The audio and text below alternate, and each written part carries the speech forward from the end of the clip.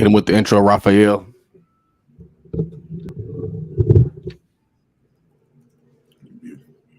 Yeah, he is muted. I was like, maybe that's just me. I don't know. I'm doing all kind of new things over here. My bad.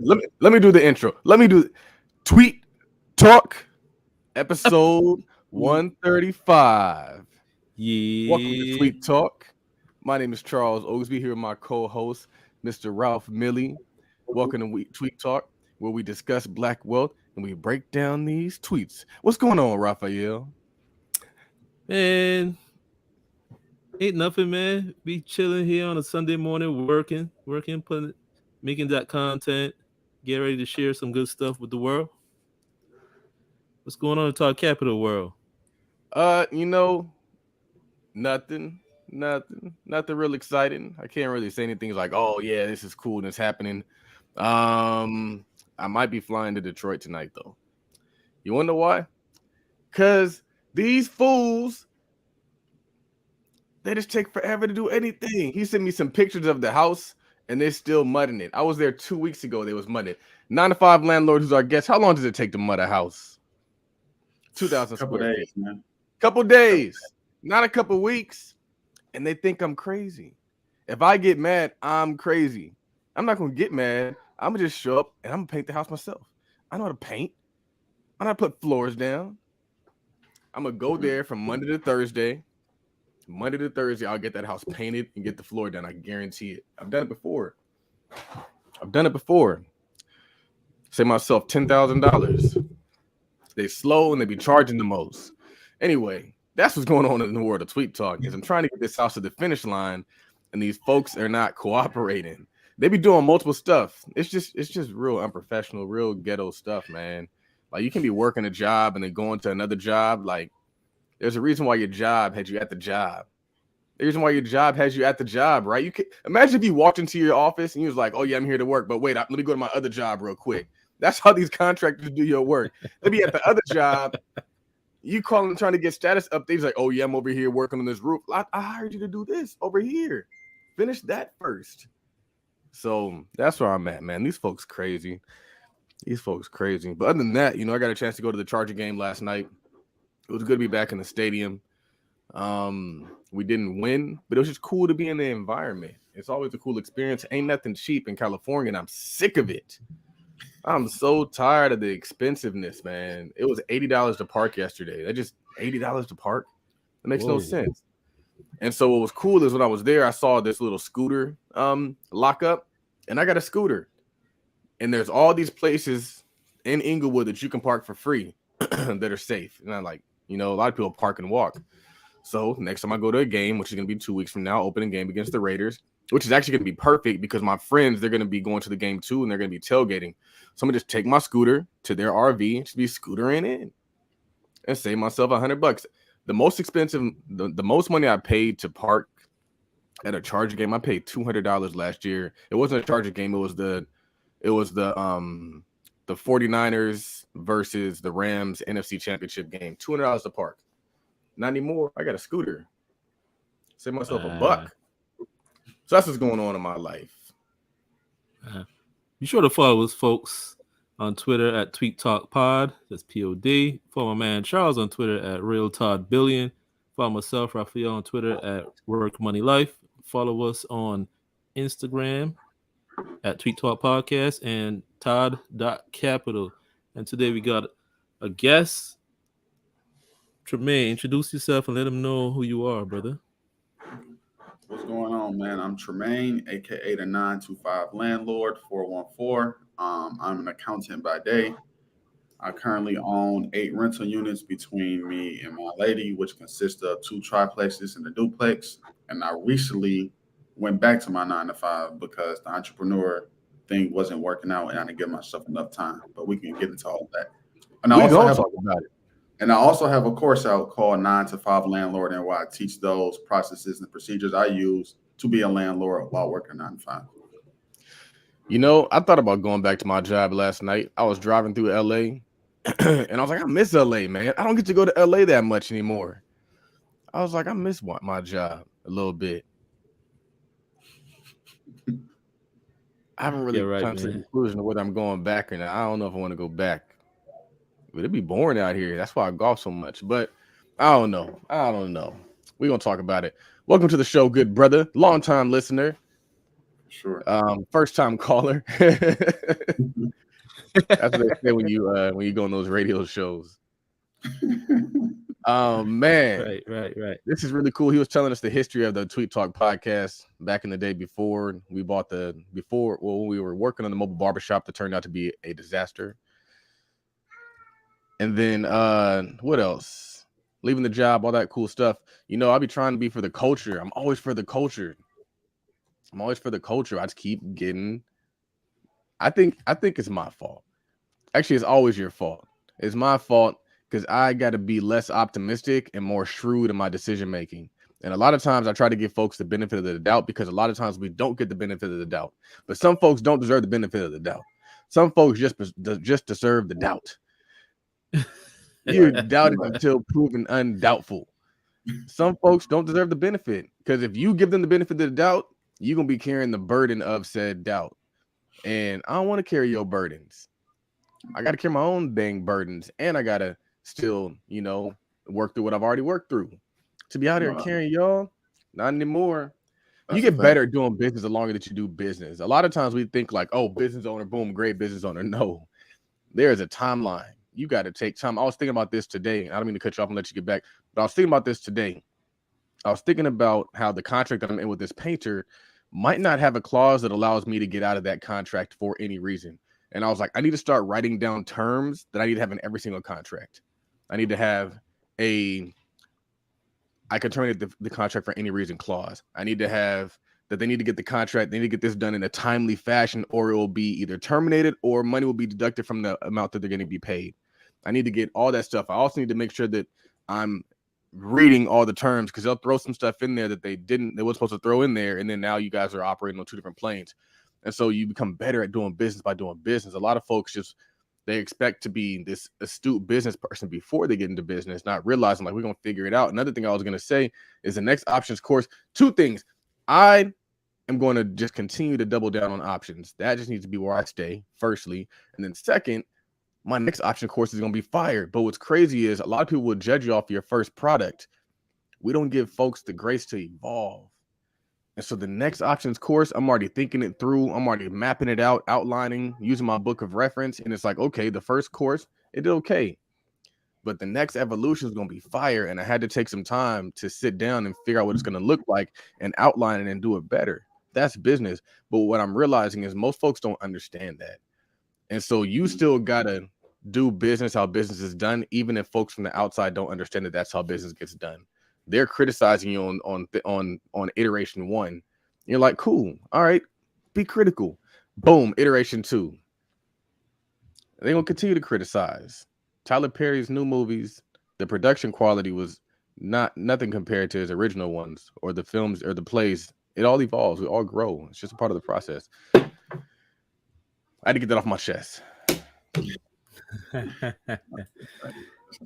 it's funny because when I first heard Tyler Perry years ago, watched the tapes, and he was just recording the plays.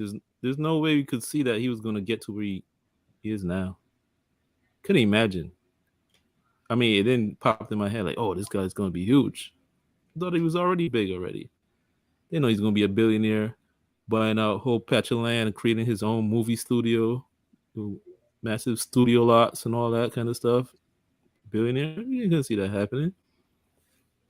If you aren't inspired by his product, you got to be inspired by what he's accomplished in life. Have you seen that house? Everything he does is massive.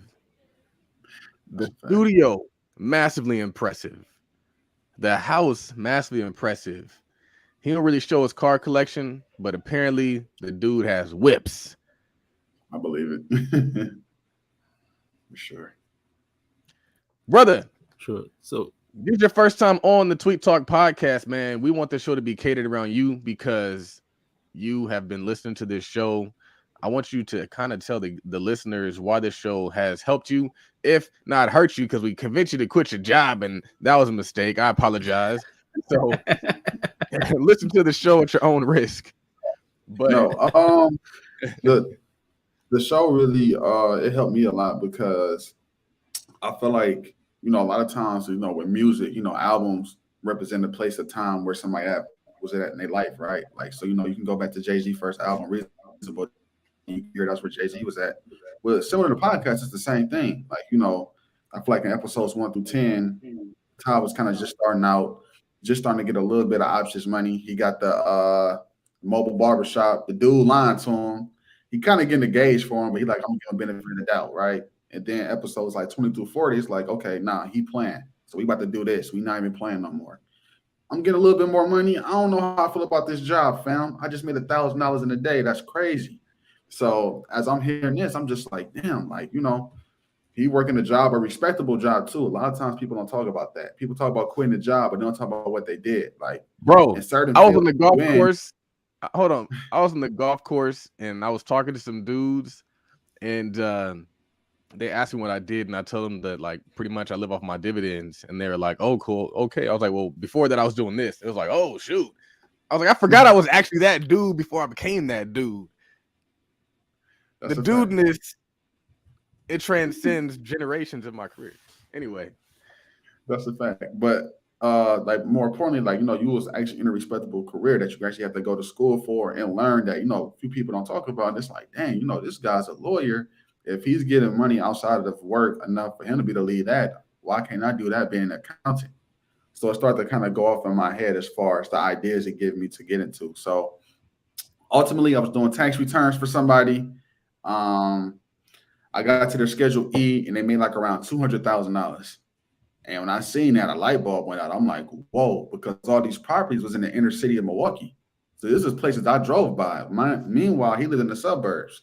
So I went to my manager. I'm like, yo, fam, because he talks to the clients. I'm like, well, when you talk to these clients, you realize like I might be more smarter than them. Do you ever think you could do this too? And he was like, well, we're accountants and they're real estate people. He pretty much just kind of shut me off. So and I kind of just like shrugged it off, but I began to binge listen to podcasts like Tweet Talks and the bevy of other things and just dove myself into information before I bought my first property. yeah. But Tweet Talks made me lazy though. They made me lazy because I was always thinking about what I could do outside of work, which took my focus off of work. So I I'm will sorry, say man. that too. I'm sorry. I'm sorry. But I'm not sorry. I'm sorry, but I'm not sorry because I'm sure that your ultimate goal is to still get outside of that job. I feel like you Sure. just left a little bit too soon. So For there's a sure. lot to be learned from this. That the goal is still the same. The timing just might be a little bit longer out. And this is why I think it's important to work the job until you don't have to work the job. A lot of us, some of us, leave the job and then hope that what we're doing is going to help us stay out of the job. And I think that in a lot of ways, you can't do it that way. We don't have the benefit of that because we're not able to get funded by parents. I mean, maybe you are, but I'm not able to get funded by my parents. I'm not able to get all these things from my parents. And when you really think about it, it ain't that much money if you think about money the right way. Like, I could float my son 3K a month while he's getting his business together, but we don't have that luxury. So therefore, we got to show up to the job. And that's just the responsible way of doing. But there's more than enough time. But y'all, you can do both. You can be a dope employee and also be dope in business. Don't sacrifice. I promise you can. They only taking 40 hours from you. You got another 180 for yourself. Can you tell the folks what a Schedule E is, by the way? Okay. Oh, so a Schedule E, it's a rental. It pretty much sums up the amount of money you've received in rental income. So has your rental income, it also has like your deductions, like mortgage interest, depreciation, repairs. It's real estate is really a tax shelter. So that's what a Schedule E is. But he only made like $10,000 from his W-2 job. He had like $80 in interest and dividends, and I get the Schedule E, and it's like $200,000. So when I seen that, I'm like, okay, let me look into real estate. And then I began to binge listen to like podcasts like y'all, and I was just like, F it. Because Tyler's always saying don't be a little B. So I'm like, all right, I can't be no little B. Man. Is there still echo? Are you guys getting echo from me? No, I'm good. Raphael's volume down. Raphael is Yeah, you muted. muted. Maybe we got some comments in here. Make sure you guys shout out your city in the state. We got Detroit in there. We got Detroit in the building. My brother Ramen in the building. We got Pine Bluff, Arkansas, by way of Flint, Michigan. We got Julian Whitaker in the building. Raphael, where are these What up? tweets at, fam? I hope you got some tweets from my brother or some Instagram posts or something. That's the best content. That's the best conversation prompter. First, you guys were talking. You were talking earlier about the mud in the house. You had a tweet where you said, "You better learn how to do some shit for yourself. F waiting on a companion." I think the same. So I'll be talking about things that you just want to do in life. If you want to golf, go golf. If you want to fish, go fish. If you want to do whatever, if you want to go to Six Flags, I say go to Six Flags by yourself. I was in the group chat and I sent the group chat. I said, hey, who wants to go to Six Flags? Nobody responded. A lot of folks would be like, I guess we ain't going to Six Flags. I'm like, I'm going to just have to go to Six Flags by myself. And you probably have a better time going to Six Flags by yourself than you would going with a bunch of people that just didn't really want to go or kind of want to go. And so that's what I took from that. But also, I mean, I do a lot of things solo because it's just things that I want to do. And I'm not waiting on anybody to find me. But you know what I found also, and I think there's an accompanying tweet, is I'm actually in the process of joining what they call the Die Hard Boat Club. And the Die Hard Boat Club is really just a group of season ticket holders that meet up and they do events and they have like their own flag, they have their own patches, they have all these really cool things. And so what I found is the more that you do the things that you want to do, even if you have to do it by yourself, you're going to ultimately find people that just enjoy doing it. I said, I don't want to make my friends golf. I want to find golf friends. I don't want to make people like, if you are doing the thing and you're doing it consistently, you're going to find people that consistently do it. I'm a part of a black golf chat. They golf every single Tuesday. We'll probably be golfing tomorrow, either Monday or Tuesday. I'm going to hit them up because I need to go out. But like, that's just the thing is you're going to find those people. But also the same thing is true in business. And we were having a conversation with the brother yesterday, and he was talking about how he was trying to get his t-shirts ordered, and the guy was like delaying them and pushing it back, and he just said, "I'll buy the equipment and do it myself." And that's how I have maneuvered in business for like the length of my career. I needed to get a website done. The dude was trying to charge us money I didn't want to pay. I learned how to design websites. Somebody wanted to charge me a bunch of money for social media content. I saw they're just doing it on Canva. I do my own Canva graphics now. So on and so forth. But since I've already gone to a house and painted the house, the only thing I haven't done is texture the wall. And I've already seen how to texture a wall. I watched that on YouTube. But essentially I have the skill set now. So when you do it alone, not only do you get to do what you want to do, but you also get the skill set that you can either reuse at a later date, or you can teach somebody else, or you can create your own contracting company. So it's better for you to do it yourself. It's better for you just to lay the floors yourself. Just make it happen yourself. No, that's a fact. That's a fact. I think sometimes because of that same thing, people don't invest. Like I think sometimes, if you come from a family or a background of which, it's not common to invest, you know what I mean? You don't have nobody to go to that, like, how was it when you did it? So a lot of times you might be apprehensive to just do it because you don't have that around you. To where it's like sometimes you can't just look for it around you. You gotta just jump and do it. Or, reach out to those that is doing it. Like before I got into real estate, like I said, I was listening to podcasts, but I also was reaching out to people from these podcasts that was in real estate and getting their opinions on things. So it's like, if it's not happening around you, you got to reach out to where it's actually happening at and, get that information. That's a big bar. Yeah, you made a good point. Like you sit around waiting for your friends and your family to come invest with you and stuff. It's like if you wait for them, you'll never get started. A year later, you don't want to. People ask you, "Yo, what happened, man? You with this investing you talking about doing it? Oh, well, I can't find nobody else to do it with me." Mm-hmm. Right. Like, really? And that's why when they say being the first is the hardest, that's what they mean, because you're the first one to jump out to do something. You don't have a foundation for how something is done. Like, in my family, I was the first one to buy on real estate. And now fast forward 3 years later, I got siblings that have done it. But it was the hardest for me because I didn't have nobody to look for to be like, well, what about this? What about that? I had to go outside of where my environment was to find information on that. Yeah.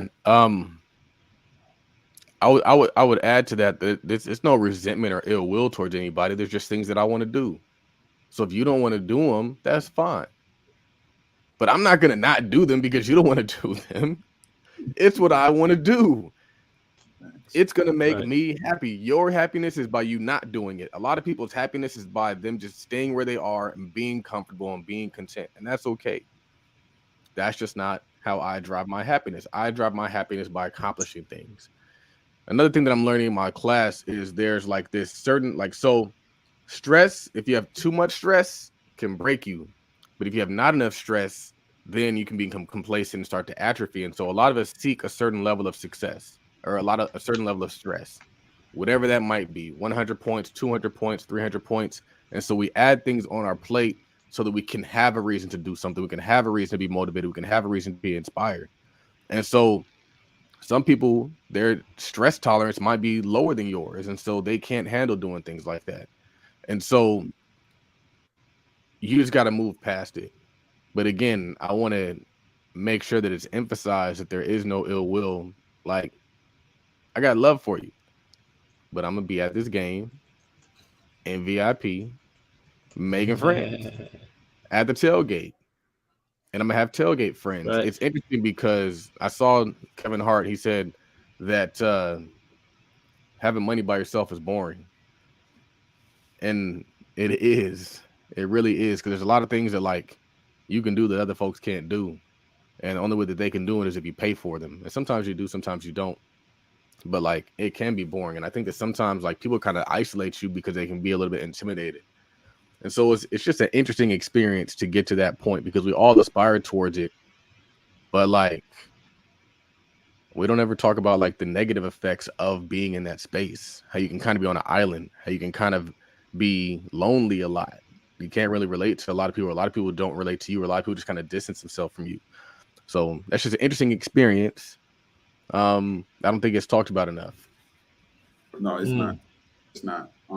Especially like, I'm in the Midwest, so the cost of living is cheap. So you can be content and still live an okay life here because the cost of living is not a lot. So it's like, to want abundance or to want more than what the general, norm is in this environment, you gotta go out your way to see luxury, right? Like, when I went to California for the first time, I seen Rolls Royces, G Wagons, Bentleys, right?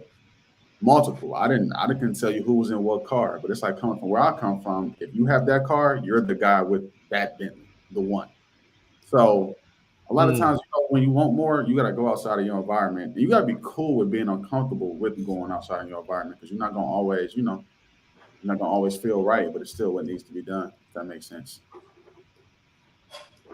Yeah, for sure. And Charles was talking about the stress, and people don't want to get that stress, man. But it's like you can't grow without stress. It's like literally speaking, your kids.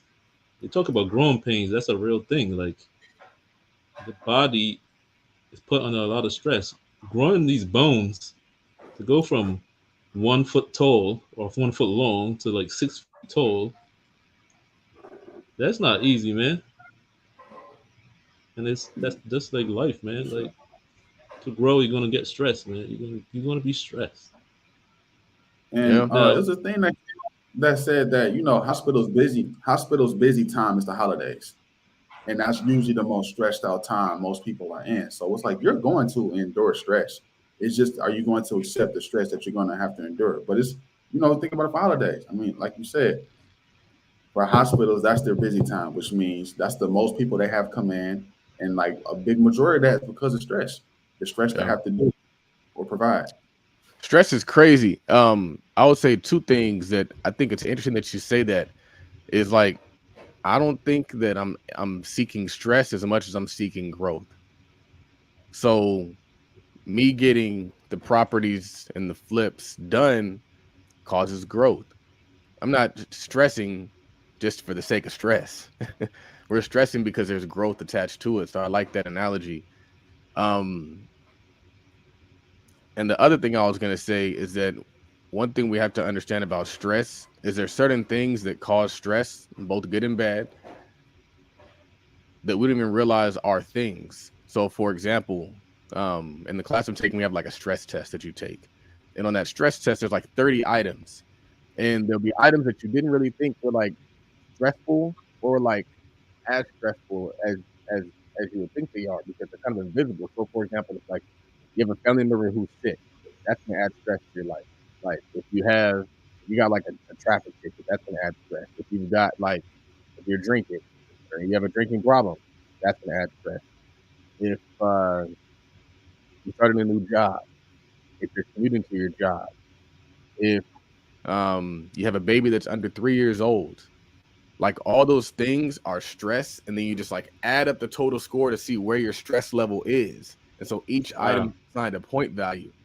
And so the reason why I bring that up is because you could have all these factors going on in your life and not even realizing like how much stress you're under because you're just all you feel is the stress. You can't really gauge the level of up and down of stress that you're under. And I think it's important to take that assessment. You guys can probably Google it. It's called like a stress test, and it'll just give you like 30 items. And I have them written down somewhere, but it's important to understand because you got to know where you are in terms of like the stress that you're under because your decisions are impacted by like where you are in terms of mental health. Like everybody always talks mental health and we talk about going to a therapist. There's other ways to assess your mental health that aren't just going to a therapist. Therapy is the easy thing to do. Everybody be like therapy. That's like using everything when mental health is the issue, everything looks like a hammer. When all you got is therapy, everything looks like a nail. Everything looks like a reason to go to therapy. Like, fam, there's other things you should be doing. Look at the things that are in your life that are stressing you out. And then let's start to delete those things. Let's start to kind of get rid of those things. Let's start to actually be aware of the things that are going on in our life that are stressing us out. That's an interesting way of looking at it. That's cool. Never thought of it like that. Making your first 100,000. So we got a question from the crowd. Julian asks, they say that making your first 100,000 is a bitch. Do you guys agree, or was it fairly simple for you? Also, what part made it simple or hard? I mean, I can go first. So my first 100K, I didn't take home 100K liquid, but as far as like grossing it, it was in part between my salary, my rental income.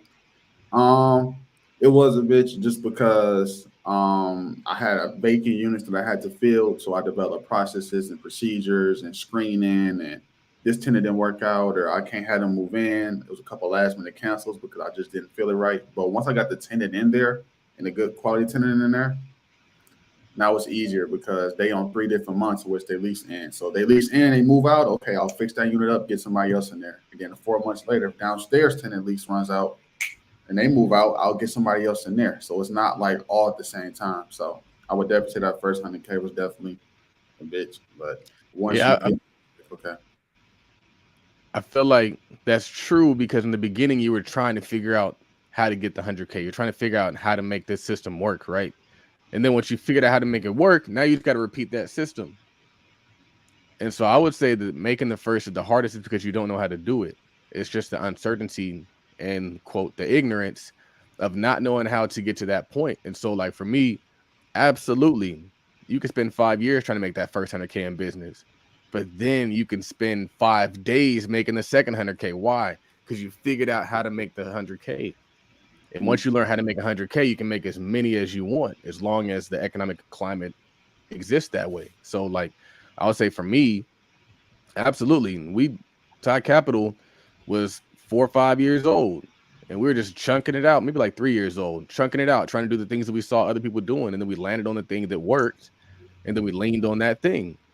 And so I would say absolutely that first 100K is the most difficult, if we're using 100K as a benchmark. But then following that, then it's just repeating the cycle. So I can't really give. It's like kind of like figuring out a way to bake a cake, and all you got is like ingredients and cake baking videos and cake baking podcasts. And so you sitting there and you don't got the recipe yet. All you got is ingredients. You just know, oh, they said I got to get a CRM. They said I got to get some sugar. They said I got to get some flour. They didn't tell you the measurements.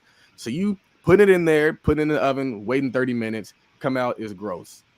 And then you do it again, you do it again, you do it again. And then once you figure out that recipe, the second cake take you 30 minutes. For sure. The funny thing is, the first everything is hard.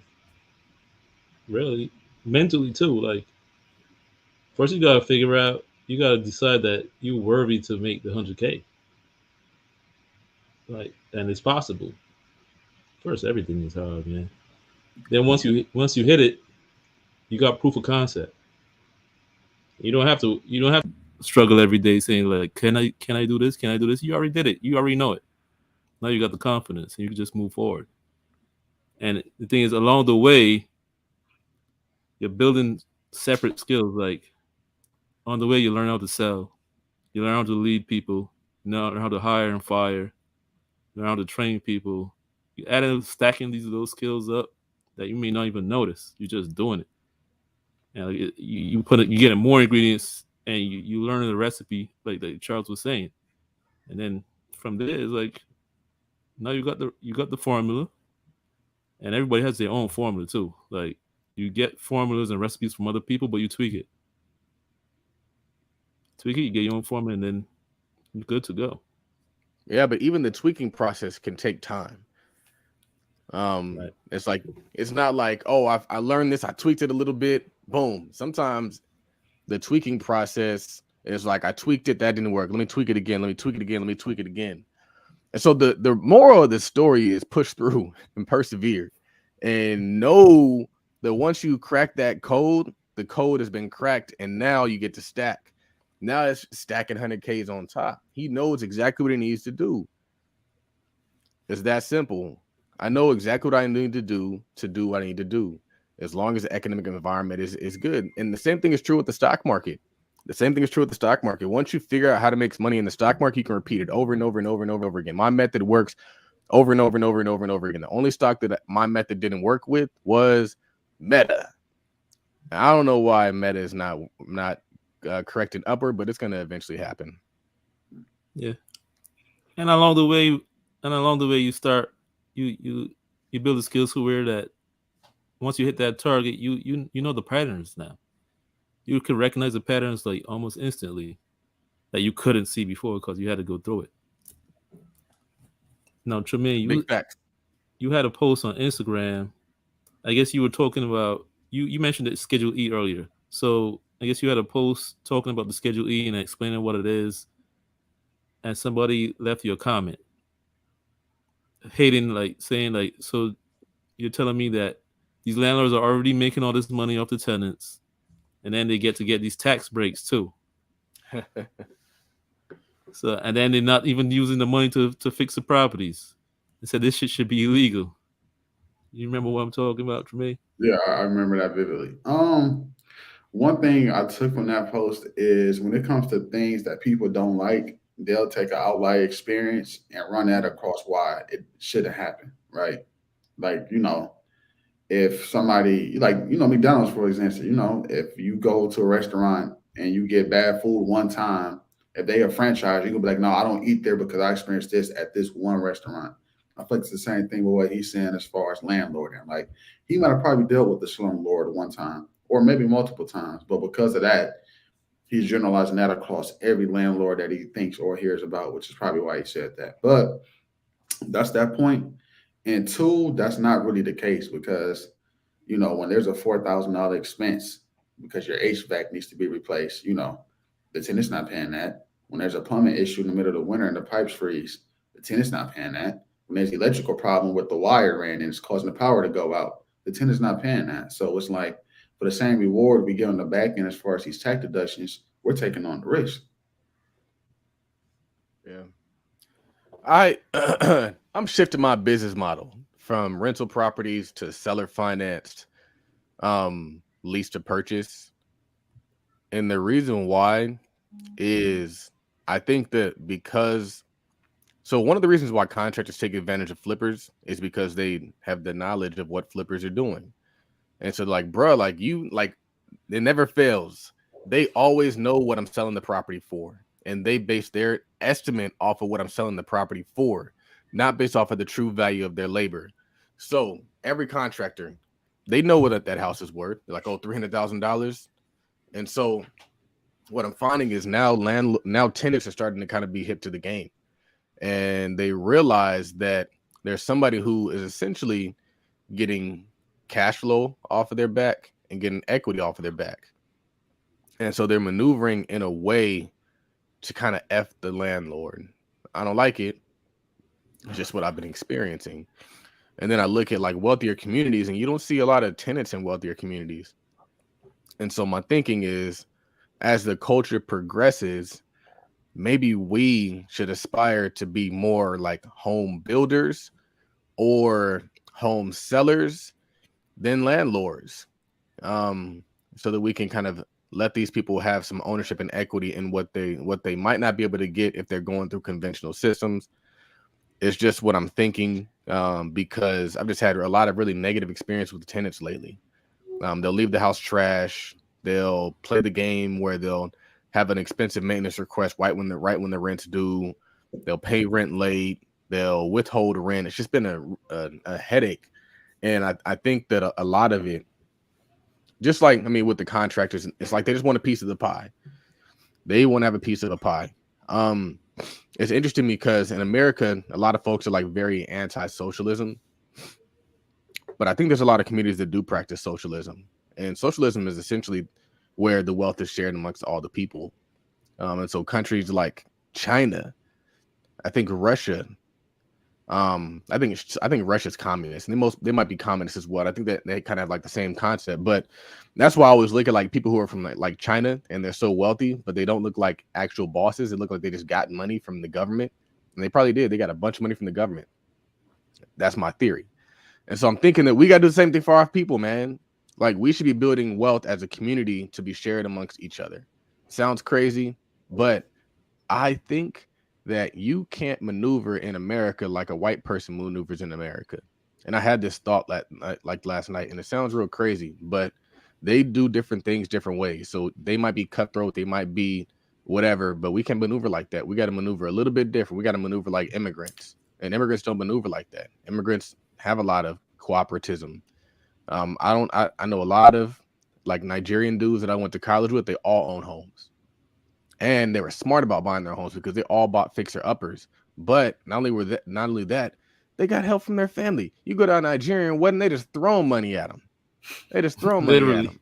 They want you to get into that position, right? And so then they're also helping you when you are looking to get a home. And so we were having a conversation in the group chat, and this might be a little bit too personal. We're in a conversation in the group chat, and like it's me and some of my frat brothers. And they're like, oh, we're going to get steak. We're going to get steak. And then one dude was like, oh, man, y'all rich. And the Nigerian dudes, they are rich. They are good because they have parents who set them up to be in that position. And it's unfair, but you got to maneuver a little bit differently. And so as a community, I think we just got to be more cooperative, because if we don't, you're going to get robbed. It's like either help people not starve or get robbed. And it's sad, but that's just my theory. 9-to-5 landlord. The dude is a landlord in his name. What's your thoughts on that, fam? Two things. One thing I was thinking, bro, is you have to agree with me.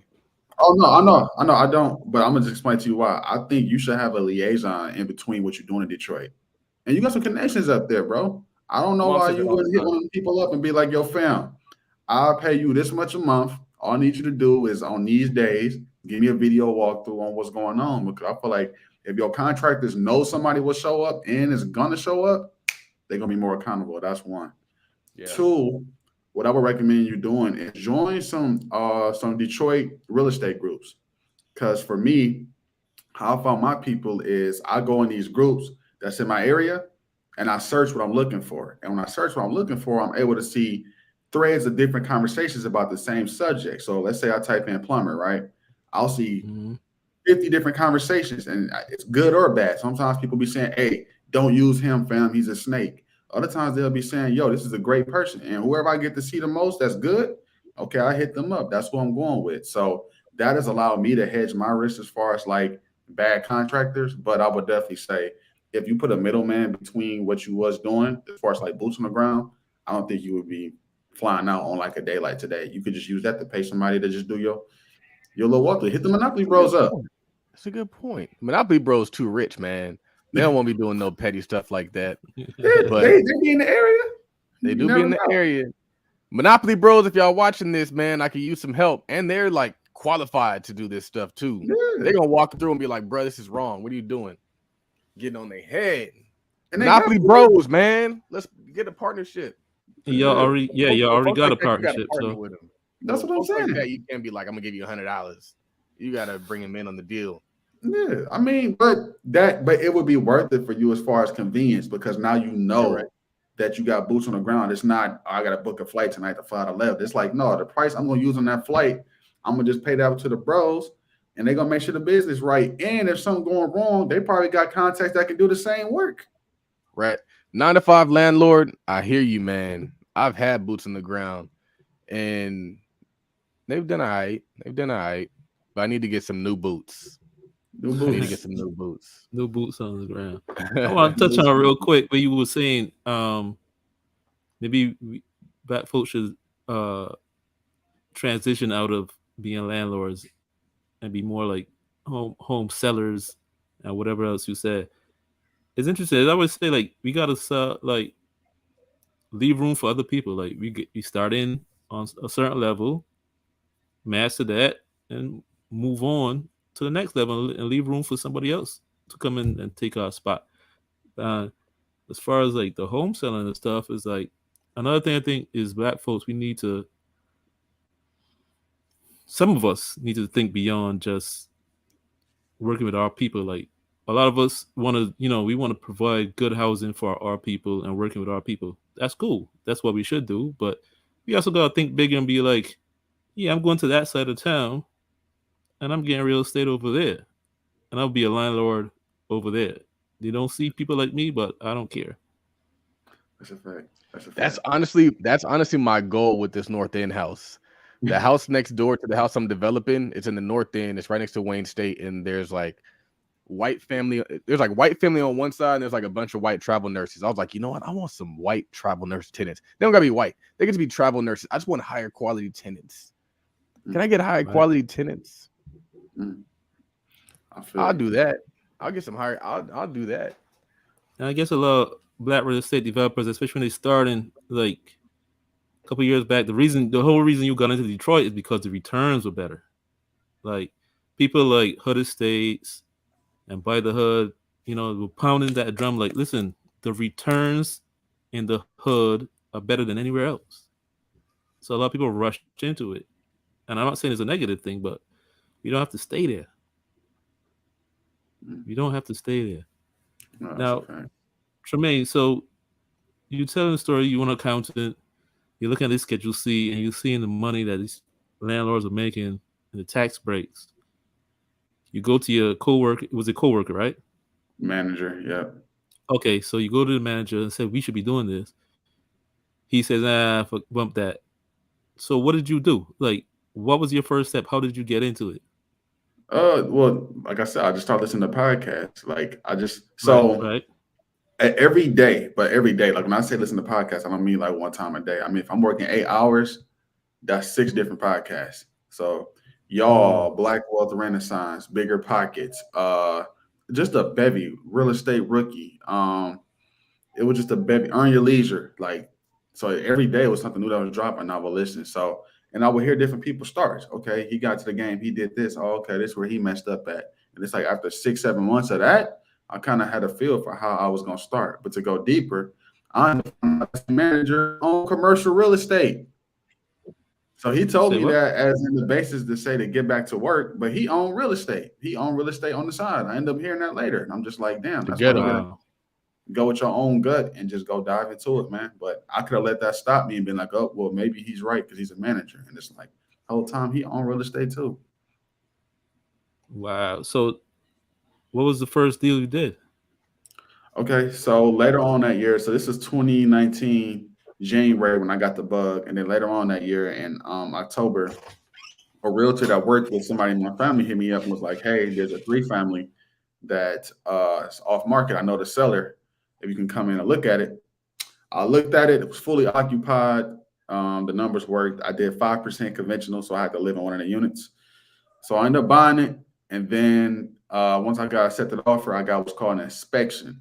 When I got the inspection back, I didn't know how to read it. it was a older house, and they were saying this is wrong, this is wrong, this is wrong. And I almost started to panic to be like, you know what? I ain't buying this house, fam. I'm out. I was almost out like 2 different times. But I ended up sticking through with it. I got the house. I closed on it January 2nd, 2020. And it's been up since. But I remember when I first got my keys, they were like, "Did you talk to the tenants? You got your leases?" And I'm like, "What lease?" Had to go to the document store, get 3 different leases, introduce myself to 3 strangers that I don't know, and then ask where the money at. But I managed to do it.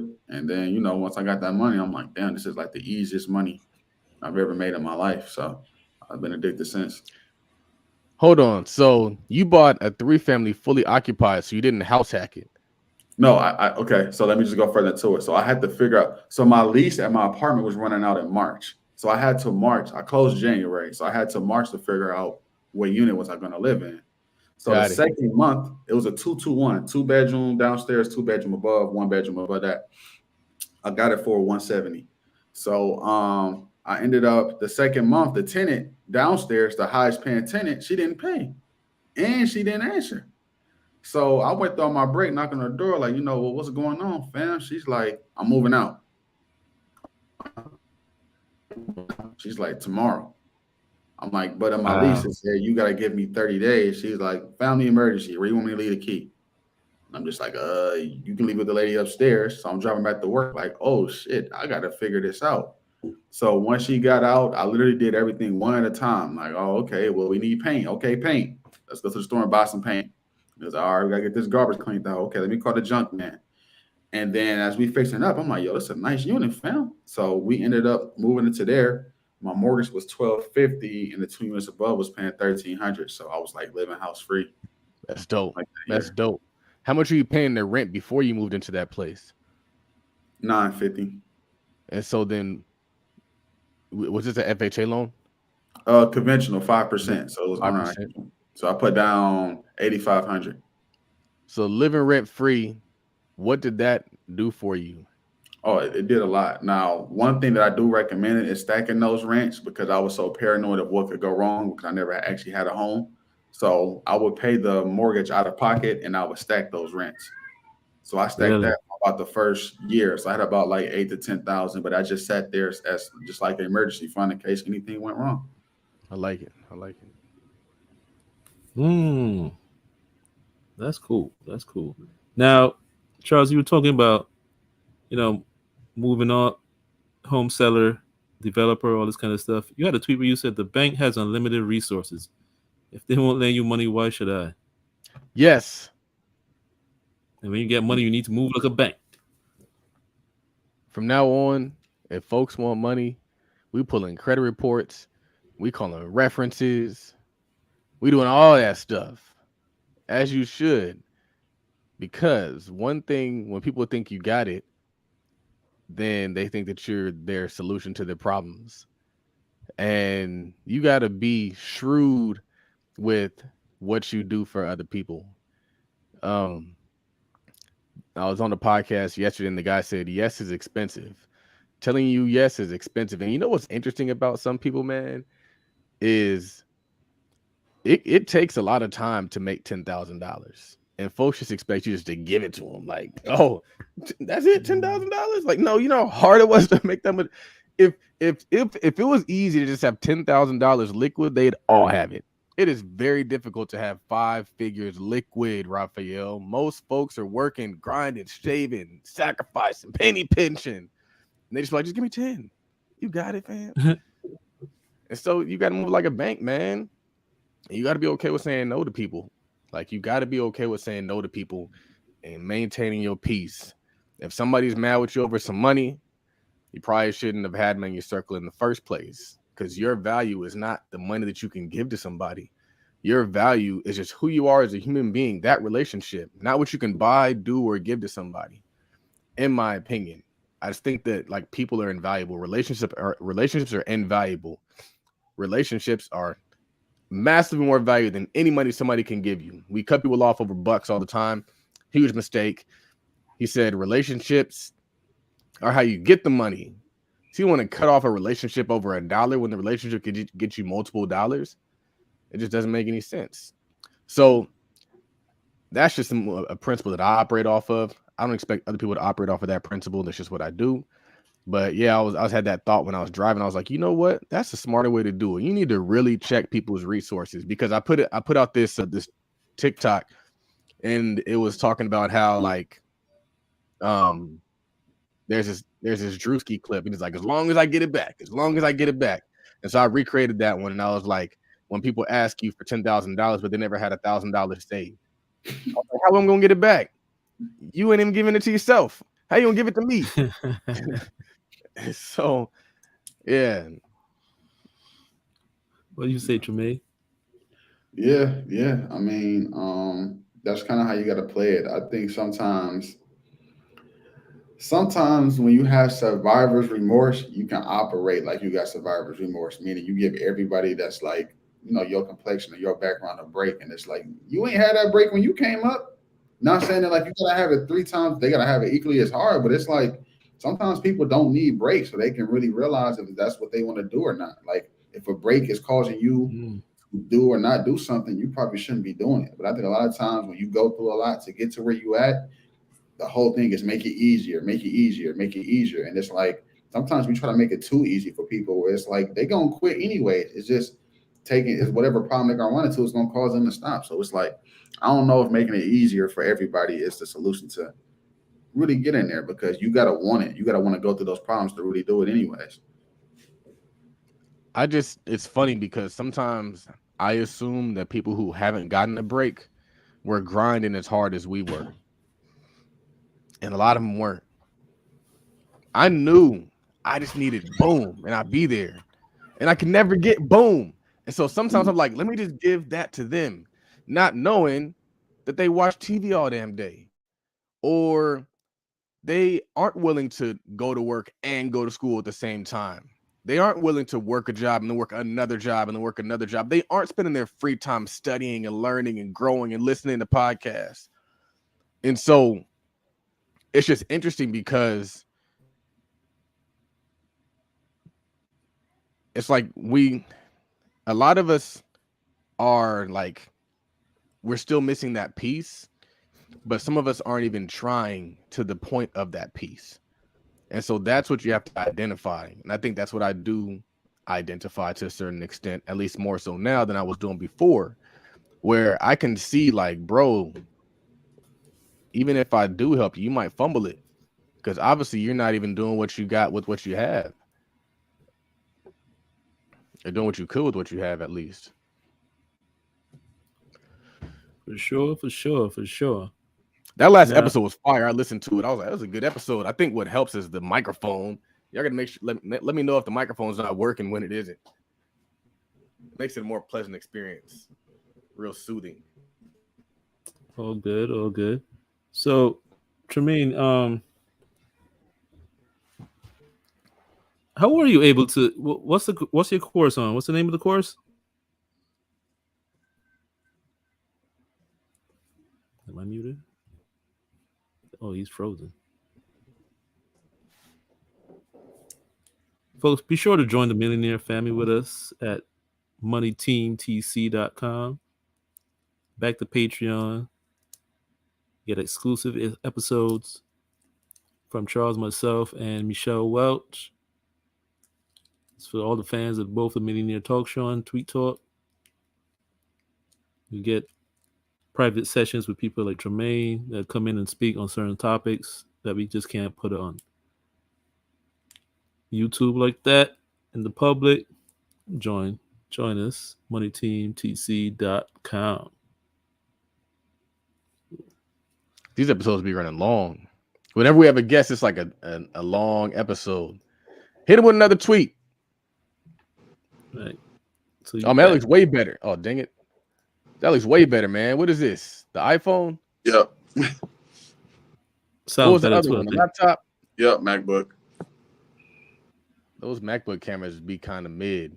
Yeah, I see. Even the iMac camera is kind of whack. I'm on an iMac, and this thing is kind of whack. What was your question, Raphael? It sounded like you was asking me something before it lost touch. Yeah. I was asking what was the name of your course? Oh, 9 to 5 landlord and one-on-one. Got you. What are they learning there? So they learn everything from how to price your rentals, establishing what's called your tenant requirements. So everything from the minimum income you want them to make, credit score, background. Do you accept evictions if they're 10 years old, or is it just no evictions at all? Because a lot of times, when you put a place up for rent, you don't think of it as a whole bunch of applications are going to come, but it's actually a housing shortage in America. So you can literally get 40 applications in one day.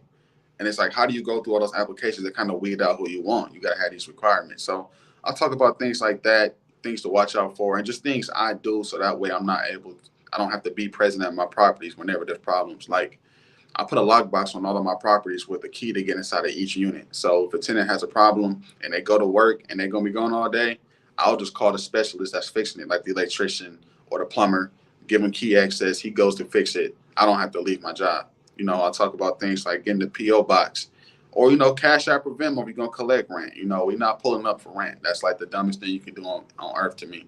So it's just like things that I do and use to make me able to focus on my job while still, managing property. That's interesting. You said that pulling up to the property to collect rent in person is the dumbest thing ever. Not only time consuming, it reminded me of, I don't know if you guys ever read the first Donald Trump book, The Art of the Deal. Of course. He was talking about how when he was younger and he went to collect rents with like the property manager or whoever from his father's company, and they went to a building, and the guy told him, when you go to the door to collect the rent, you always stand to the side of the door and just knock. That way, if the person in there is mad, they decide to shoot, the worst that happens is your arm gets hit. It's like, that's crazy. I think that's part of from experience too. Somebody probably got blown away, man. Yeah. So I think that was part of the reason why Donald Trump only deals with like high-end properties and luxury real estate. That's probably part of the reason. Yeah, his dad got started in like lower end stuff. Yeah, that's all he did. He did his father built a lot of property in Jamaica, Queens, and parts of Brooklyn. So especially at that time, the real estate was really cheap. Yeah. So he built a lot of affordable housing, quote unquote. And then when Donald Trump came along and told he wants to go to Manhattan, and his father was like, "You crazy? Manhattan is like $1,000 a square foot, or whatever the price was. It was like crazy. It was a ridiculous multiple versus Brooklyn and Queens." So his father thought he was crazy, but he still backed him though. He thought it was nuts, but he still supported him. You're supposed to. That's what you're supposed to do, man. And look how that turned out. And Donald Trump look how it turned out. Name up. It turned out well for both him and his dad. I'm sure that Donald Trump's success also impacted his father's success, which is interesting if you think about it, because no matter how successful you are as a father, getting behind your son could actually make you become more successful. Jeff Bezos' parents were successful. Bill Gates' parents were successful. Bill Gates' dad was a Harvard attorney. I'm not sure what Jeff Bezos' parents did, but they did something good enough so they could write him a $300,000 check. I don't know what it was. I need to figure it out. But that's the gym. And that's one thing I always like. I want my son to do certain things, but I also just want to like fully invest in what he wants to do and get behind what he wants to do and support him and make sure that's successful. That's my goal. Right. And Tramaine, you kid, brother? Yeah, I got a 1-year-old. A 1-year, wow. Yeah. A 1-year-old, man. How's fatherhood changed your life? It's just, I think whatever I was trying to do, it just emulated why I gotta do it. Like, no questions at all. Like, before I had a kid, I feel like sometimes when you have a kid, after you kind of get established in life, you're really able to really try to dictate what's going on. And you kind of I wouldn't say more controlling, but you're able to control more of what's going on, like your time and things of that such. So for me, I was kind of always on like the road to wealth prior to my son, but it just highlighted like, okay, you can't play. Like, I wouldn't say short fuse with people, but I'm short fusing the kind of BS now, because it's like, I got a son to feed, fam. So I ain't really trying to hear excuses. Yep. Yep, 100%. Raphael, how has fatherhood changed your life? Who was Raphael before the kids? I know you got grown kids, but what were you like before you had kids versus now? We never asked you this question. A long time when I was a kid, teenager, whatever, I never cared about money, like at all, really. As long as you get through the day, like whatever. And I remember when I was younger, I was like wondering why would I care about being rich or whatever? Like, and then it hit me when you get a family. It's like, okay, this is why you want to get rich. You got people to provide for. You want to leave something behind for them. Like when you got to take care of other people, there's a whole different level of responsibility. Like it's not even close. When you by yourself, if even if you lose your apartment, lose your home, you could figure it out. You could live in your car. You could do it for a short stretch of time. Then you got a family, like different level of stress, different level of responsibility. Like grows you up quick, man. For sure. Now, Tramaine, what's your Instagram again? 925 landlord 414. And you had a post where you said once I identify what I'm trying to do and where I'm trying to go, I can take everything that come with it, good or bad. Clarity is everything. Yeah, that was just about a lot of times, being ambitious is cool, but I feel like, when you're ambitious in the beginning, I feel like it's a lot of people that you feel like are like you as far as when it comes to ambition, but over time things fizzle out as far as with others. And I think that biggest thing is because they wanted the same thing I wanted, but they didn't want to go through the problems that came with getting to where they eventually wanted to get to. So, I got that from Nipsey Hussle because that's something I really listen to a lot. But it's just like, yeah, you can't want greatness and then you don't want to be in pain, or you can't want to be, legendary and then not want to go through things. So my whole thing is, once I identify the finish line, everything that's going to happen to me along that race, good or bad, I'm going to embrace because it's part of the process of getting there. And that's the ultimate goal. Get in there. Clarity. Get clarity, folks. Get clarity. Now, Charles, you kind of touched on this earlier, but you had a tweet where you said it's tough to bring the people you're with now to the places you want to go. You will just have to make new friends at the new place. Facts. We touched on this earlier, man. We definitely touched on this earlier. We were talking about making golf friends. And speaking of making golf friends, I just got inducted into the Die Hard Bolt Club Inland Empire chat. Everybody's all nice. They're like, "Hey, welcome, Charles. Welcome. This is dope, man. I got season ticket holder friends now." You know what's dope about when you make friends at the level that you either want to be at or you're on is usually there's some quality people. I play golf with retired business owners all the time. I play golf with people who own their own franchise all the time. I play golf with like high quality people. It's not a lot of bums on the golf course. I ain't met one. I've not met one. It's not a lot of bums in the 100 level seats with season tickets. There's just not a lot of bums. And so it's actually better to make friends where you're going than bring your current friends to where you're going. Because you're going to meet people who are on your level. And maybe when you were at that level, you probably were trying to get them to understand it so they can come with you. And they rejected it and they fought it. And now you can get into a space where you don't have to convince anybody. Convincing people takes time away from execution.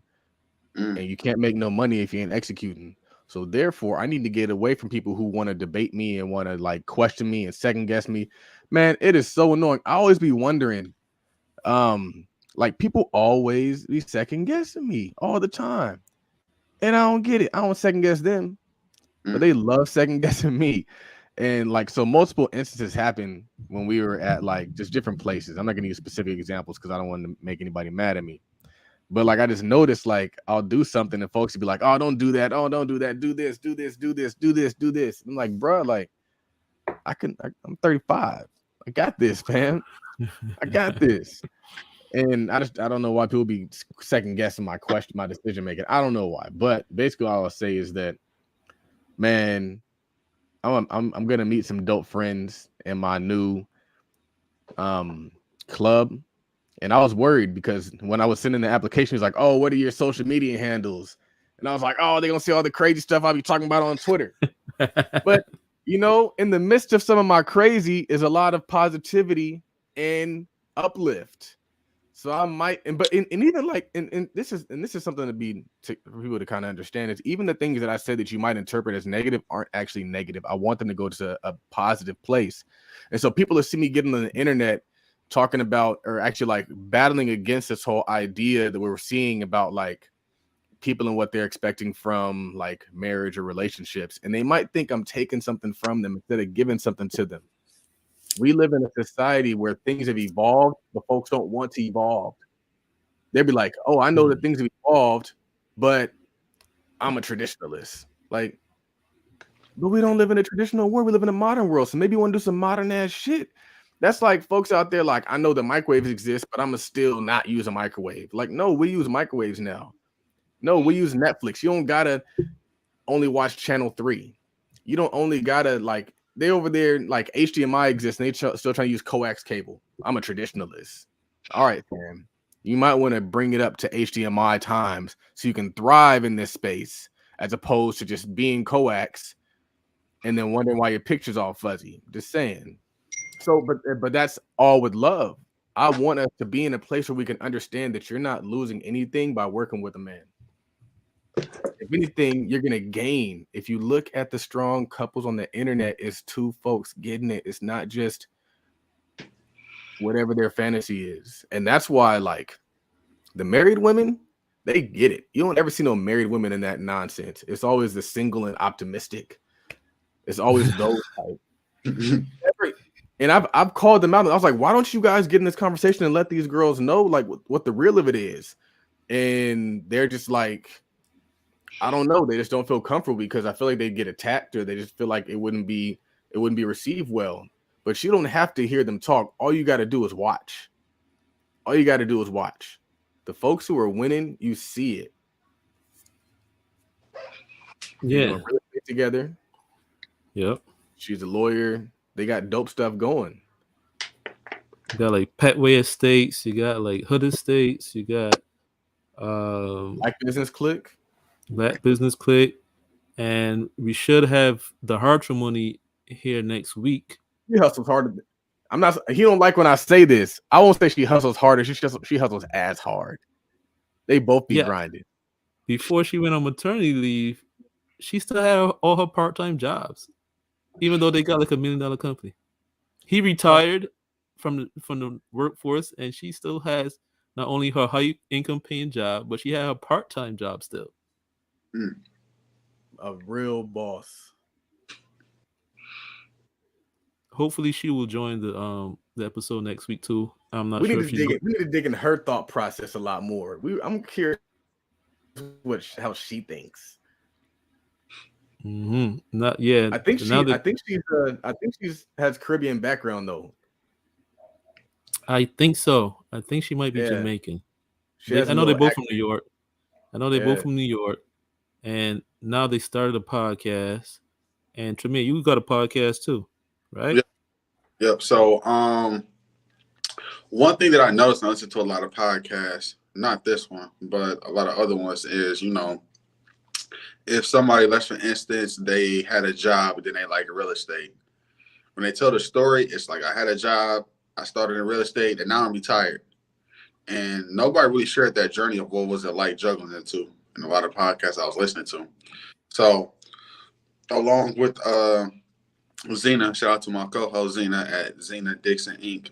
We decided to come together and kind of start a podcast to tell that story of those that, even if you are retired from your 9-to-5, just sharing that journey of what was it like, you know, doing it too. Because I feel like a lot of times that's kind of skipped over and we just kind of get into just being retired when it's like, you know, what you did while you were trying to retire is equally as important, if not more. So that's kind of why we started the podcast. That's cool. Shout out to Zena too. Zena's a big time hustler. She big time hustler. For sure. Zena, from who's Dream Zena? City. his co-host. She came in and spoke to the mastermind one time. I got her to come speak to mastermind one time. She I think she's in IT. Yeah. Or something. Yeah. And she got like real estate in I think Chicago or something like that. Yep. She got her first 4 unit last year while working the IT job as a software developer. So, yep. And she's from Jersey City. Shout out to Jersey City. It's like a lot of stuff makes sense. Anyway. And these guys got the course. I was like, she bought the full course. I was like, oh, cool. When y'all guys gonna start the podcast? And she said, oh, we already started from your checklist. That's dope. Oh yeah. So when we decided to do it, she got your course. We came together. We had a meeting on kind of how to do it and all that. We recorded and just started. Like one thing I got from y'all, I'm sure you got this from somebody else, or you maybe got it from yourself. Is the whole start now, get fancy later. Like that's kind of like my mentality when it comes to everything. Like, you know, when you first start something, you're probably not going to be the best, but, you know, it's about starting more than anything. So that's kind of how we was at the pod. We just decided we wanted to do it, started recording, and, you know, been up since then. I came a long way because I remember after you guys bought the course and I went to listen to the first episode, I'm hearing all this noise in the background. I'm like, man, this dude must got like a wooden chair or something. Yeah, it's an older chair, man. And y'all came a long way, but you got to get started and get fancy later. Dropping the link to the checklist in the chat. Now, it was another one I want to touch on real quick. Where is that joint? Now, Charles, you talking about, you had a tweet. Now, you talking about golf in this tweet, but I think it also relates to, you was talking about options trading the other day. The tweet says, the more shots I hit in practice, the better I perform. But you were saying I be golfing. I be golfing a lot, but I don't be practicing a lot. And I always tell people when it comes to like trading is you need to practice. Nobody wants to practice, but I had this thought the other day when I was talking to somebody about the value of practice. A lot of people when they do options, the goal is to make money, and so they skip right to the trying to make money part. And I say trying, I didn't say making money, because if you haven't refined the skill yet, it's gonna be a lot of trying and not a lot of actually making money. And so the reason why you want to practice and why some people kind of like say, oh, I don't feel like you should practice, is because they're like, it's not the same thing. You don't get the emotion. If you lose, you're not as motivated. If you win, you're not as excited. But it's not about the wins or the losses in practice. It's about the technique. We practice to refine the technique so that when we do perform, we're performing at a high level. So then if we do lose or win, we're getting better feedback because now we're performing at a higher level. We're not just out there just blindly throwing stuff at something, so that then even if we lose, we got to go back to the entire drawing board. Or if we win, now we're blinded by that. And so I took that same principle and applied it to golf. I was like, I probably golf like maybe 3 or 4 times a week, but I don't practice 3 or 4 times a week. And he said that amateurs play more than they practice, and professionals practice more than they play. And I'm always reminded of Kobe Bryant and how much practice he put into it. Or I'm not sure Michael Jordan practiced as much as Kobe did, but Kobe practiced. And Kobe was a much better shooter than Michael Jordan.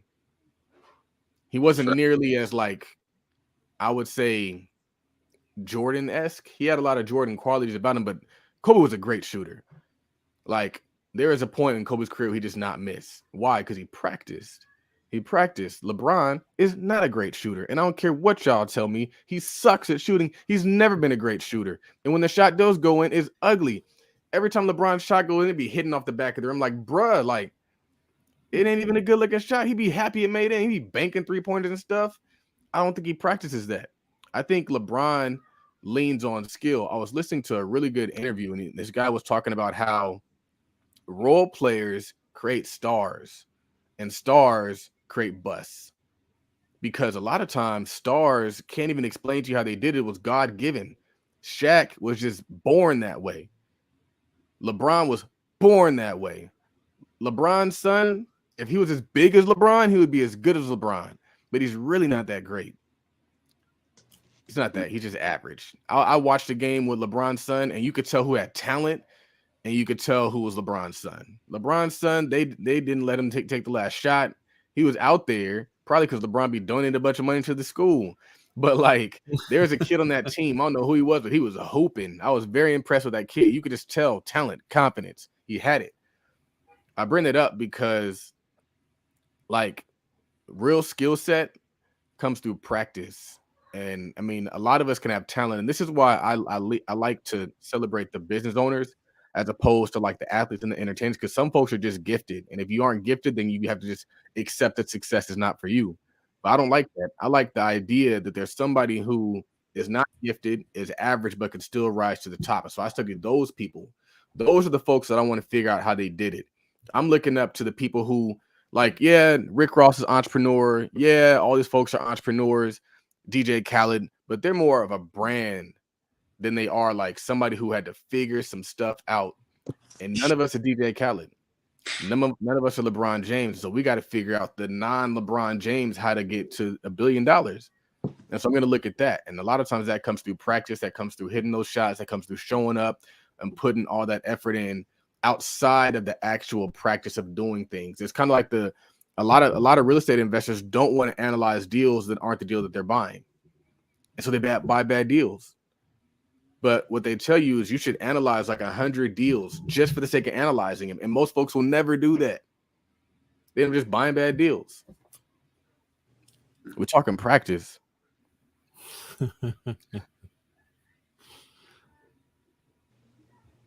Talking practice. Another thing too, it builds a skill set so that you don't have to think so much in the game, quote unquote. That's another big reason for practice. Like when you get in the game, you could just react to situations instead of having to think. Thinking takes time. You want to be able to see patterns and react and do the right thing. Keep it flowing, at least in sports. For sure. And I know my man Tramaine was doing practice for a while, listening to podcasts and joining groups. Yeah, for sure. And there's nothing I'm probably gonna add to that. The reason why I had to do that is because I couldn't afford to pay for no mentorship. Like it's crazy because I was doing a interview the other day, and they were kind of going over, who they had as far as mentors, and they had like 3 different mentors. I'm just like, damn, what they were saying. I'm like, dang, I didn't have no mentors. Like my whole thing was kind of organic and just research. And it's like, when you can't afford to pay for somebody else to teach you, you have to divulge yourself into information that they will teach you. So that's kind of how my thing went about. Right. So we're gonna wrap this up. Tramaine, let them just one last thing I want to touch on. So Charles, you and Michelle did an episode yesterday with Sanchez Berry. Very, very dope episode for the Millionaire Talk Show. And you guys said something in that one I just want to touch on because I think this is a good episode for it. You guys said every entrepreneur was a great worker or is a great worker. And you were saying like you got to be dope. You got to be pretty much a dope worker when you're an employee, or else you're probably not going to make a good entrepreneur. What do you got to say about that 9 to 5? That's a fact. That is a fact. That's 100% fact. And I'll tell you why, because before I left my 9 to 5, I ain't leave. It actually let me go. I wasn't a good worker. But I would say when I get off of work, I'm going to work hard and I'm going to go hard on this real estate thing. But it's like the two are the same. Like, how can you be off, for 8 hours of the day, then you're going to get off and just turn on and all of a sudden be this hardworking person? Like you got to be on. And, the cliche of, how you do something is how you do everything. I think that really is true because, you can't be lagging all day and just think you're going to just turn this button on. And, the long-term effect of it, let's say it takes me 7 years to get to the point where I retire, right? During that time, there are skills I could learn at my job there's things that I could do in my job to increase my salary, which will therefore decrease the time it's going to take me to leave. So it's like to have this plan of I'm going to just barely get by and I'm going to just retire. It's like that's really the hardest way possible because you essentially kind of making it 3 times as hard as yourself by turning your thinking cap off a whole period of the day. So I definitely agree with that. Sure, It's interesting because I would say that I didn't really become like a great entrepreneur until I became like a great employee. Like I've gone through situations where I was like slacking on the job to do well in business or attempt to do well in business, and it didn't work. And then when I kind of went all in, I was like, you know what? I had a job with the firm. I was enjoying it. It was in downtown LA. I love downtown LA. I was motivated to go there every day, be there, stay there. I feel like that same motivation, inspiration, and drive translated into my business versus like either or. It's like they say, how you do anything is how you do everything. So if you work and you suck in one space, you're going to suck in your business and you're going to be like, oh man, the business must not be for me, or maybe my job's just not for me. Like, and I'm telling you, I've had jobs that I sucked at. I really have. I'm trying to think of one, but I've had a job that I sucked at. And I just wasn't motivated to be there. But when I got into a space where I enjoyed it and I was going above and beyond, I started to go above and beyond in my business. And in business, you must go above and beyond. You can't just barely meet the mark. You can't even miss the mark. You got to blow their mind every opportunity that you get. And I think that's important because then you become conflicted. You're like, man, I'm doing so well here. Should I do my own thing? And I think that's what the hard dog battle with a lot. It's like, man, I'm doing so well in my job. Should I do my own thing? I'm doing so well here. But I think that's what you should strive for. Strive for that conflict. Once you get to that space mentally, now we're talking. But if you're slacking at work and you're like, entrepreneurship is going to save you, it ain't going to save you, fam. Because you got to, whatever you're doing as an employee, to make it as a business owner, you probably going to have to do 10 times that. Like, it is hard. You got to show up. You got to be on the road. We be working. People think I'll be taking trips. No, I'll be working. It is all work. So, yeah, man. For sure. So, Tramaine Robertson, let them know where they can find you on Instagram. I mean, on social media. Give them the social media handles, the websites, whatever, the podcast, all that.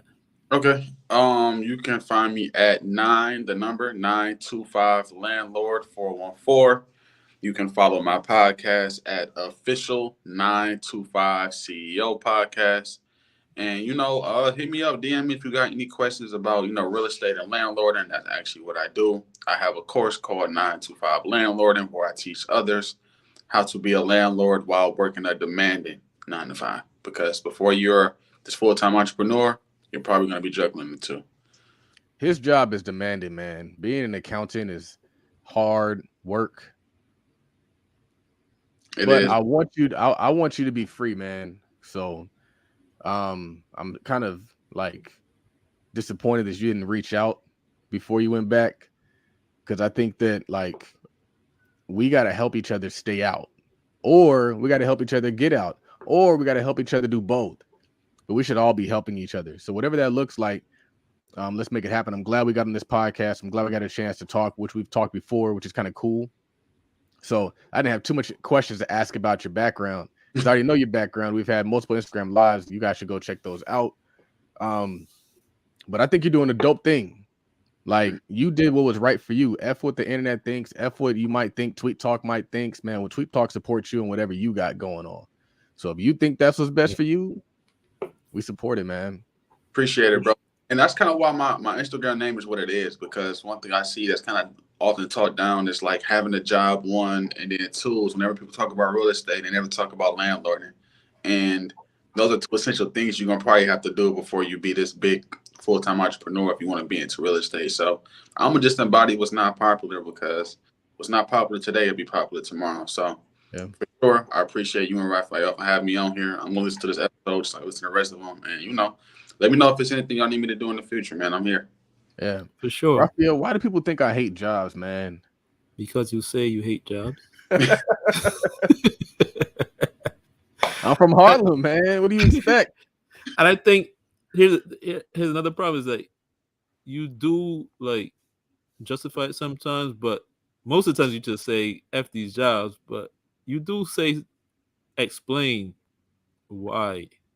I don't think you explain enough sometimes. Yeah, I But mean, I think when he say F these jobs, I don't think he's saying F these jobs. I think he's just saying the mind frame of what the job is trying to have you thinking. You know what I mean? Like he might say a phrase that's like, well, my boss didn't want me to have this. And be like, F these jobs. I don't think he's saying F having a job if it's a stepping stone. I think he's just saying more necessarily F the mentality of what a job wants you to think about yourself. That's kind of what I took from it. I like it. I like it. Yeah, because there's a lot of things that you hate that you should still kind of do. It's like me saying, like, I hate exercise. But like, bro, like you should still probably do it. If you avoid the things that you should be doing, like I'm just saying, you might end up like upset and out of shape physically, financially, mentally. You know, sometimes like being married ain't the most lit, but it's something you got to do. You know, sometimes being a father is not the most lit, but you got to do it. Man, I was going through it last night with mine, man. I can definitely attest to that as far as and you know what? There was a question I wanted to ask you. I just remembered, Tramaine, being an accountant. How has that been an advantage for you? I know it has to be an advantage. cheat code to business, man. Like when I do taxes, I run into so many different businesses, fam. I run into restaurants, real estate, mom and pop shops. I run into so many different things, and I'm able to see what they do over the course of the year. So I'm able to see their good months, their bad months. Okay, they had 10 employees. Okay, down. Now they got, and I'm also able to see how they manage money. And one thing that I will say is that I found out, which is kind of crazy. I don't know if you guys know, but it's a lot of people that make $1 million, but they live check to check. And I experienced this when I did a tax return to somebody. So one was a dentist, the other one was like a doctor, right? And they grossed about $1.1 million. And I got a tax return, they probably owed around 20 grand. So I hit my manager, I'm like, yo, they earned 20,000. You could tell them that, send a wire in, however you guys do it. And he was like, well, we got to get them some time for something, something, something. And I'm like, what do you mean? They just made $1.1 million. And he was like, yeah, but they got to try to come up with the money because, most people that gross that amount of money, they still live check to check. And I was floored when I heard that. But what it taught me is that no matter where I'm at, I got to make sure I manage my money to where I'm not in a position like that. Because what's the point of saying I made $1 million if you wait to get paid Friday just like the next person? Grossing $1 million and netting $1 million are two different things. And also, there are a lot of people. It's sad, man.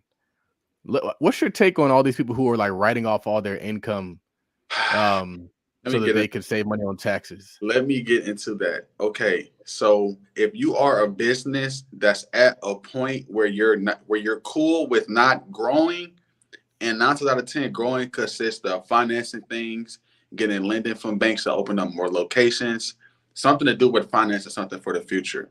If you are at a point where you don't need that or want that growth, then writing off makes sense. However, the information I'm seeing being projected out there is the business that's operating year 1 through 5, that's not even consistent. You want them to write off everything. And the long-term effect of that is you don't have a profitable business. So let's say I take that advice and I make 50 grand my first year in business. And then I'll come up with 50,000 in expenses to write that same thing off. And I have a net income, like Todd said, it's not about what you gross, it's about what you net. I have a net income of 0. In 2 years, when I go to the bank, because now I want to grow, I want to expand, I want to have a bigger building, they're going to look at your profit and loss sheet and be like, why should we lend to you? You don't even make money. You don't even take home money. Ooh. So it's like the shortcuts really end up in the longer route because now you got to regroup and go another 2 years of actually being profitable and actually paying taxes. So it's like, I feel like conceptually, I think where people kind of go wrong is they see what the rich do and they try to give it to the middle class. Like, you ain't rich, fam. You middle class. So that tax strategy that worked out on him was good because he has everything that he wants. You trying to get there. So why you had the same strategy of a person that's netting $1 million when you're grossing 50,000? Yeah, Wow. and I think that's important. There's a lot of really things to say there. I think one thing you said that he has everything that he needs, and that's important. Like he probably already has a house taken care of, has the cars taken care of, has everything else situated. So much so that he's still doing business for the sake of doing business, and he doesn't want to take that tax liability. So it makes sense. He has bread. And the other thing is, a lot of the people who are making money but still living check to check are running their business that way, where they're trying to avoid taxes into the poorhouse. They're going broke to avoid paying taxes. I was like, it don't make no sense. I'd rather just pay the taxes. It happened to my barber. He didn't want to pay taxes. Now he can't buy a house. Respectfully. He's gonna get there, but it's like it holds you back. I probably shouldn't use that specific example. My bad. He might be watching this. But because he probably like it. But like seriously, like there's a lot of like if you make $1 million, you only got to make $1 million one time. Do you know what you can do with $1 million if you actually keep it instead of throwing it all away to avoid taxes? You can never have to. You could do what I do. Play golf. I play golf because I took the money, I invested the money, and then you can also leverage the money to even have more investments. So now your investments buy you more investments. And so let's say, for example, instead of you made $200,000, you wrote it all off so you don't show any income, so you don't have to pay taxes. But you could have invested, you could have just paid your little 20% taxes, paid them 40 grand, bought your house, and then your house can go up 100 grand. Right. So to avoid losing 40 grand, you lost 100 grand. You're like trading pennies for quarters. You're trading quarters for pennies, basically. You're giving away big money and you're missing out the actual opportunity that's there. No, that's a fact. That's a fact. It's kind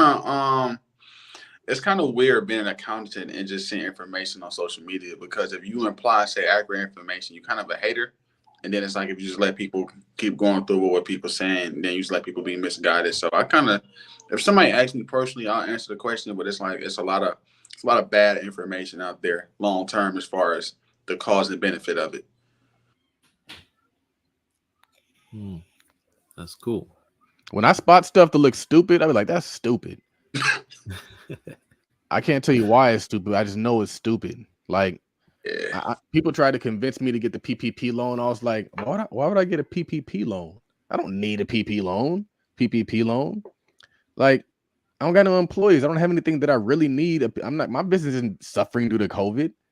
Why would I get a PPP loan just because it's free money? That's stupid. I thought you was going to G-Wagon. Right, get a PP. No, don't even put that on my thing. You know, they're gonna be listening. They're like, oh, what? We need to go make a call, see if he bought a G-Wagon. Oh, she said, don't get them started on the G-Wagons. I mean, it's interesting. I don't know, man. G-Wagons, to me, that's so crazy. It makes no sense for 99% of people. For 99, so let's talk about this stuff, because I never get to speak out as an accountant about certain things. That's kind of let's do it. Information. So the thought of somebody buying a $200,000 car and being able to write it off, first of all, is being able to have at least $200,000 of net income. You have to have $200,000 worth of taxable net income for that to even make sense. One. Two, you have to be cool with, like I said before, going to a bank and being able to show them I didn't take home no money. And then, so if you want to finance something going forward, it might be harder if you don't have previous years of paying taxes on high reported income. And then the third effect is, even if you were to finance and you put $15,000 down, you write the car off, you still got that note for the next 4 to 5 years. Mm-hmm. Which is, it depends. You got to be at that level where you're going to like $4K a month on that note. 3,600, maybe something like that. So you got to be in a position where you can consistently bring that in and year out. So it's like hearing somebody saying in year 2 they trying to do that. That's kind of a stretch. It's like you don't even know what you haven't even been through the highs and lows of your business. You don't even know what you really average out to. So it's like, are you really in business to be in business? Or are you in business just to get like the stuff? Yeah. And I think that's one reason why, like, I kind of respect what you do is because one thing that I see is a lot of times entrepreneurs or influencers, they'll become successful selling something and they won't do no business outside of just selling something, right?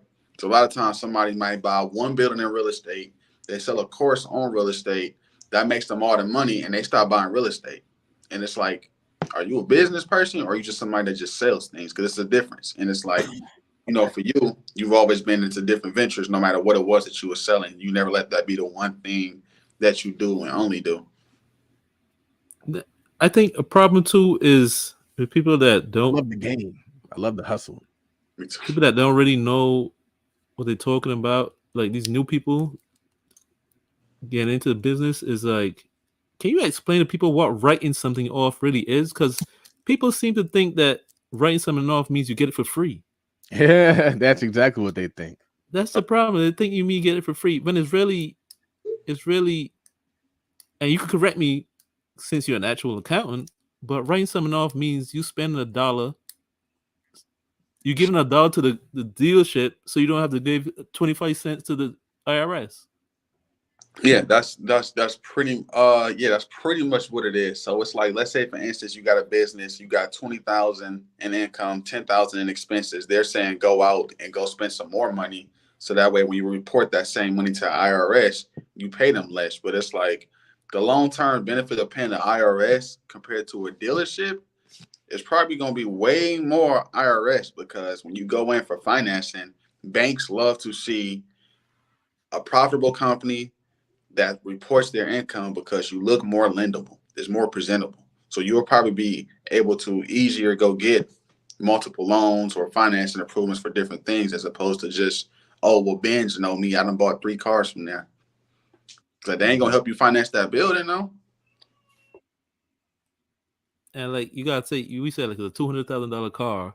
Like, do you, to those listening to this, does it make sense to you to spend $200,000 so you don't have to give somebody else 50 grand? How does that a deal?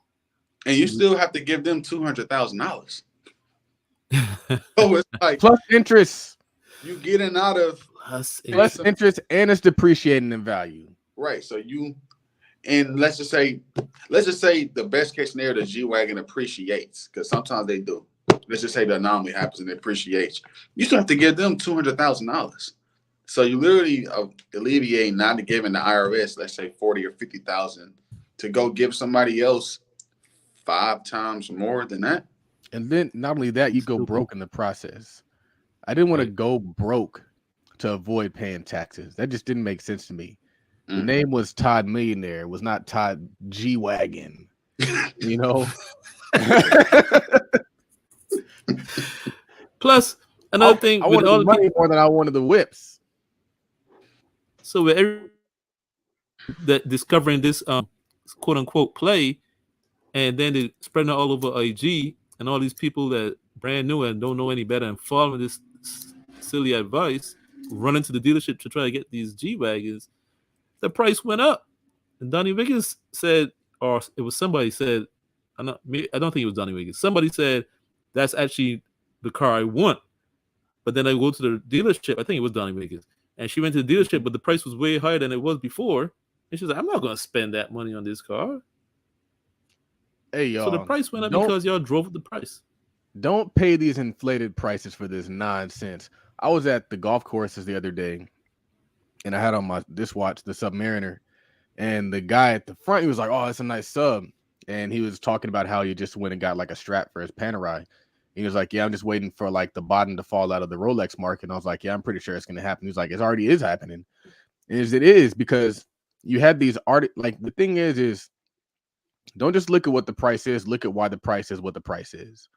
So if the price is what the price is because of something that's temporary, you have to know that shall pass. And when that does pass, the prices are going to go back down.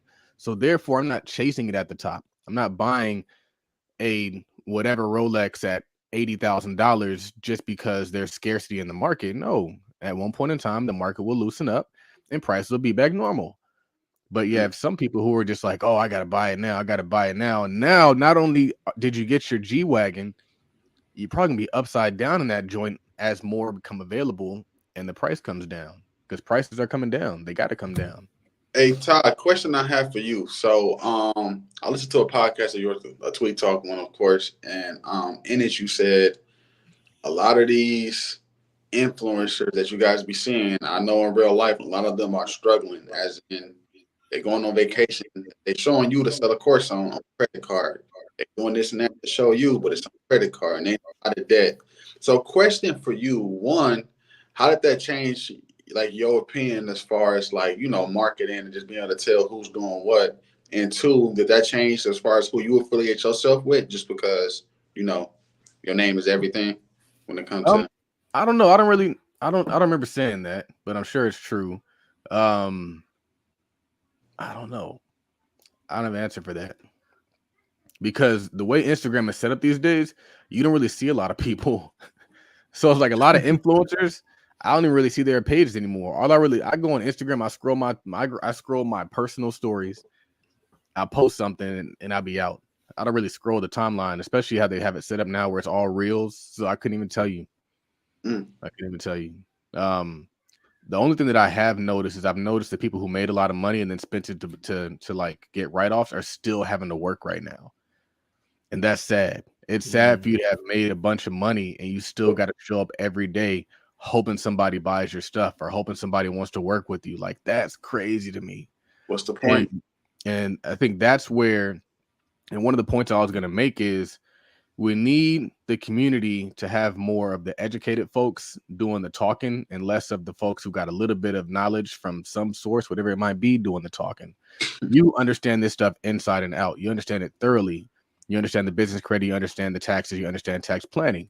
I want to hear what you have to say, not what somebody who hasn't taken any of those courses has to say about these things.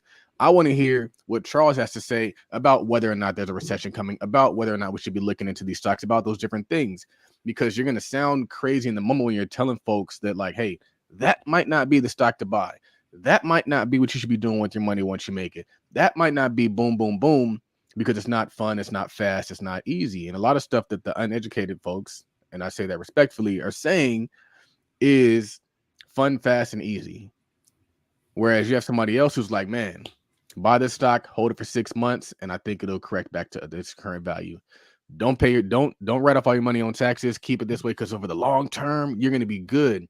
And I think that's one thing that college helps you do is understand the process, understand the long term. You don't just show up to college and then be there for a day and get a degree. No, you got to show up. You got to come back. You got to study. You got to wait. You got to do all those things. And that's why I think that a lot of us are comfortable with taking the long approach as opposed to expecting that quick thing. A lot of people who don't ever do anything isn't because they never tried. It's because it didn't happen fast enough when they did try. And so now they're like, this ain't for me. Like, no, fam, grind it out. For sure, man. Like he says, it's called a G-Wagon, not a free wagons. Cut it out. So I think we're going to actually wrap it up now. Be sure to follow our brother Tramaine Robinson at 925 Landlord 414 on Instagram.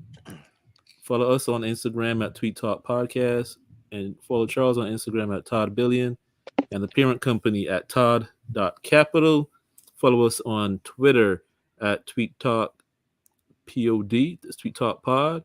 Follow myself on Twitter at Work Money Life, and follow Charles on Twitter at Real Todd Billion, because there is no substitute. For episode 135 of Tweet Talk, the Black Wealth Podcast, just want to leave you guys with one last thought from the last episode where Charles says, you have to work your job until you don't have to work your job anymore. So for myself, Raphael, my co-host Charles, and our guest Tramaine, we are out of here. Peace. Cut the live, Charles. Cut the live, Charles.